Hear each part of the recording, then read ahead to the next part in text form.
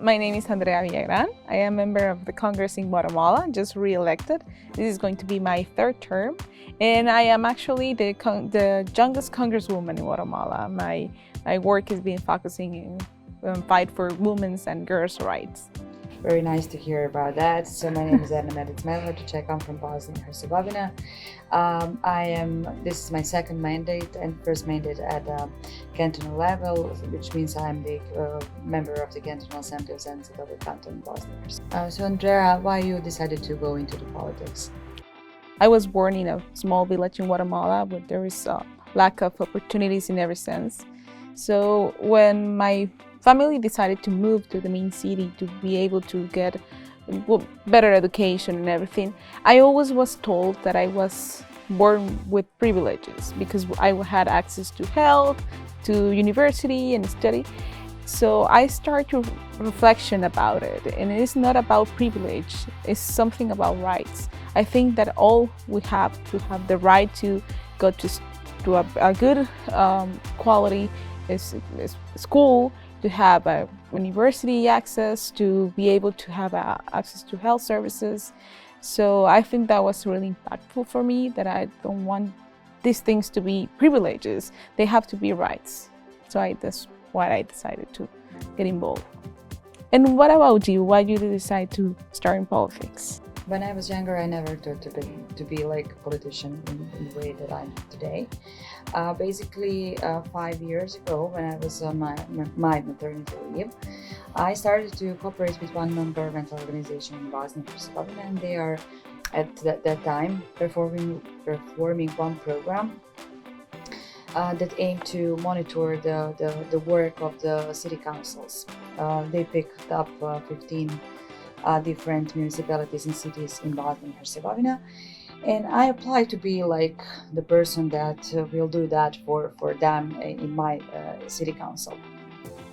So basically, I spent 2 years in the city council as an observer, and at the time I realized that maybe the running for the election would be more like for me than like being an observer.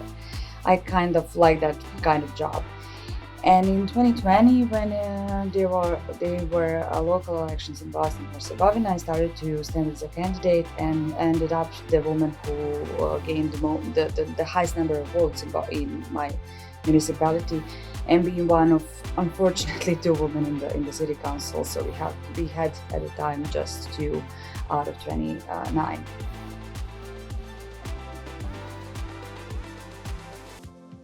The one thing that I'm most proud of is the policy that I wrote with my colleagues through the ALPI program. So ALPI program is the program that IRI office in Bosnia and Herzegovina implemented for the last 4 or 5 years. And the aim of the program is to gather young people from different political parties to cooperate and do like some initiatives together. So basically, in my generation, there were 23 persons coming from 12 different political parties, and we decided to make a joint policy. We try to find a topic that gathers us together rather than dividing us based on the various issues, since the Bosnia and Herzegovina is really divided society, especially based on the ethnicity. And we decided to work on some economical issues. Basically, we decided to mix the economical issues and employment, and wrote a policy on the business incubators. We did an intensive research, then wrote a policy, and now for 1 year we are advocating for that policy in the various municipalities around the country. So basically, up to now, we succeed that policy was partially or completely implemented in 4 cities in Bosnia and Herzegovina. So Andrea, what are you the most proud of in your political career? Guatemala is a country with a system in a regime of a lot of corruption going on, and sometimes getting involved in politics is something that good people that wants to do the things right don't want to go into it. So when I get involved in politics, I was not elected directly. It was 2015, I participated in the electoral process. I was not elected at the moment, but there was something going on with a lot of members of the Congress that were involved in corruption. So they have to leave the Congress in order to resolve their situation. So around 1 year after the electoral process, they called me because I was the next in the list. So I was able to cover that space. And it was really hard for me at the beginning because I was too young. I was 25 years old at that moment. But it was really important to show young people that we can be in politics and be transparent. We can work with ethics and we can be in politics and be work for people and not be corrupted. So I think that's something that I start showing, to have more confidence in politics and get more people, young people, to get involved. So I think that's one of my things that I feel proud of.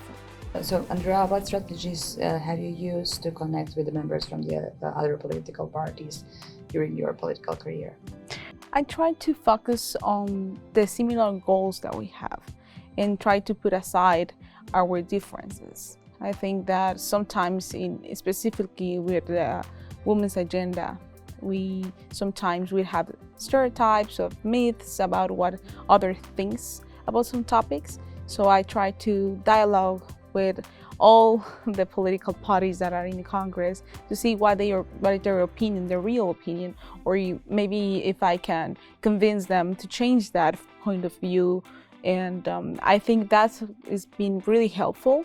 So we have made some agreements and we have collaborations in some topics to move forward in the women's agenda.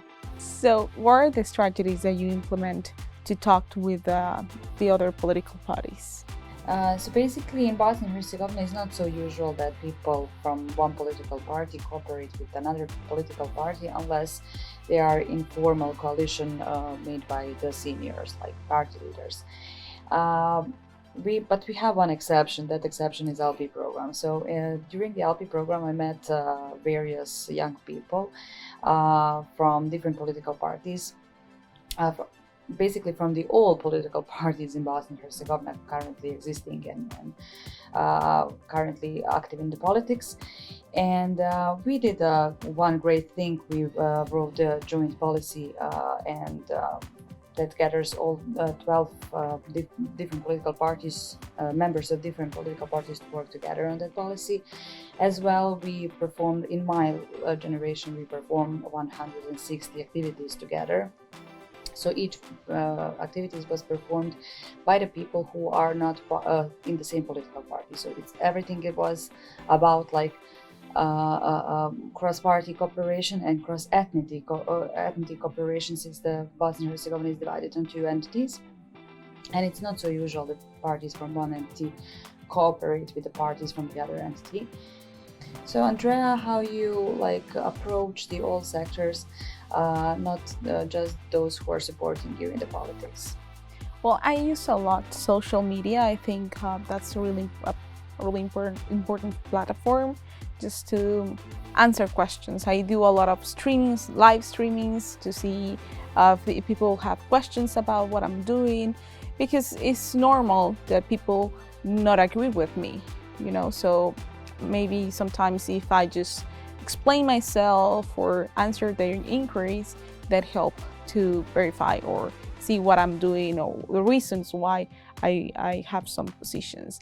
I think I also do a lot of forums, open forums, when I talk with people directly in a presential way. Some listening sessions too, about listen what people concerns are and why people is facing, what are the problems that they are having, even if there are no people that supports my agenda, which is really a strong feminist agenda.